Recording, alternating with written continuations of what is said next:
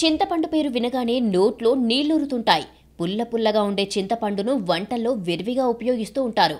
పూర్వకాలం నుంచి వినియోగించే చింతపండు ఎన్నో అనారోగ్య సమస్యలు సైతం దూరం చేస్తుంది. ముఖ్యంగా అధిక బరువు తగ్గించుకోవడంలోనే చింతపండు అద్భుతంగా సహాయపడుతుంది. నేటి కాలంలో చాలా మంది అధిక బరువు సమస్యతో బాధపడుతున్నారు. ఎంత వద్దనుకున్నా పెరిగే ఈ బరువును నియంత్రించుకునేందుకు ఏవేవో ప్రయత్నాలు చేస్తూ ఉంటారు. తినడం మానేసి మరీ వ్యాయామాలు చేస్తూ ఉంటారు. అయినప్పటికీ బరువు తగ్గకుంటే చింతిస్తూ ఉంటారు. అయితే బరువు తగ్గించడంలో చింతపండు ఎంతగానో సహాయపడుతుంది.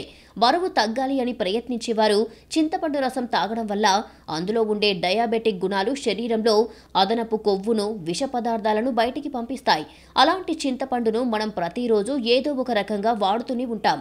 కూరల్లోనూ, సాంబార్లోనూ, పులిహోరలోనూ, చట్నీలలో చింతపండు లేకపోతే కుదరదు. చింతపండు కూరల్లో రుచి కోసమే కాదు, ఆరోగ్యాన్ని కాపాడటంలోనూ దానికి తిరుగులేదు. అందులోనూ నిండా ఔషధ గుణాలు ఉన్నాయి.